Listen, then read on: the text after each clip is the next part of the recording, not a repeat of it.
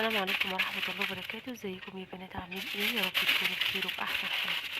تعالوا اقولك النهارده ان شاء الله هنعمل مع بعض طاجن الخضار او طاجن التورلي. ده بفضله في العزايم، بيبقى سهل جدا وبسيط ومبياخدش معايا وقت. يلا بينا.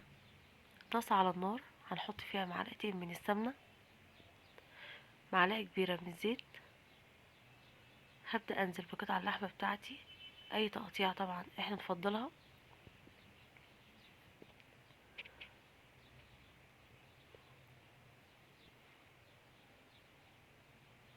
بعد كده يا بنات بقلب اللحمة بتاعتي على الجنبين عشان تاخد لون،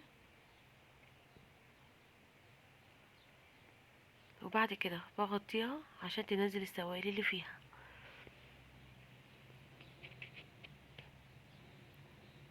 بعد كده يا بنات عندي بصلتين كبار، بقطعهم جوليان او اي تقطيعه انت تفضليها. بعد كده الخضار بتاعي، الطاجن ده بيبقى لاي خضار. انا عندي هنا بطاطس، جزر، بسله.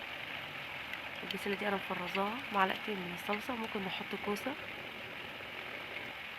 معلقه من الملح، معلقه من الفلفل الاسود، بهارات لحمه. بعد كده يا بنات عندي كوبايتين من الميه السخنه، بحطهم على الخضار بتاعي علشان الطاجن بتاعي منشفش مني. بعد السوائل كلها ما نزلت يا بنات، عندي هنا رشه من جوز الطيب، معلقه كبيره من بهارات اللحمه، معلقه من البابريكا.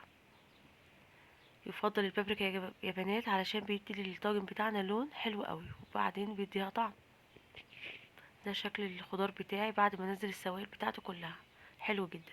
هجيب طبعا الطواجن بتاعتي، هبدأ احط فيها الخضار. ببدأ احط الخضار بتاعي بالشكل اللي احنا شايفينه ده يا بنات. طيب لو عندي طاجن كبير ممكن احطه كله مرة واحدة طبعا، بس هنا لو عندي مثلا افراد على السفرة بحب احط كل فرد طاجن، بيبقى شكله حلو قوي وشيك جدا يا بنات.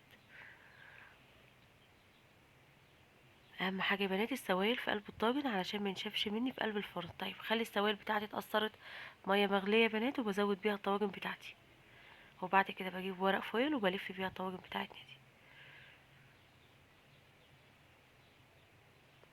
طيب ممكن نحط من غير ورق فويل، ممكن جدا، بس الورق الفويل يا بنات بيكتم الحراره وبيخلي الطواجن بتاعتي حلوه جدا بالشكل ده. ببدأ باخد الطواجن بتاعتنا بنحطها في صينيه ألمونيوم، وبعد كده بندخلها الفرن.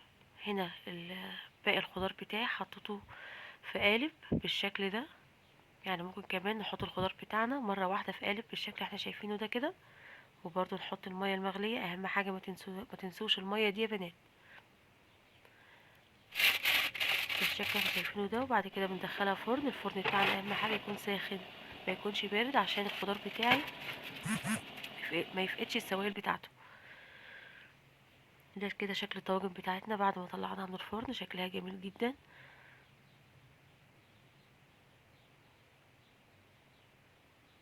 حلو قوي، وبتشرفك قدام عزايمك، قدام اصحابك، قدام اي حد انت عازماه يا بنات. بيبقى شكلها حلو قوي قوي قوي وشيك جدا بالشكل اللي احنا شايفينه ده. جربي الطريقه صدقيني مش هتندمي. وكل سنه وانتم طيبين. واهم حاجه متنسينيش في اللايك والاشتراك للقناه وتفعيل الجرس عشان يوصلك مني كل جديد. السلام عليكم ورحمه الله وبركاته.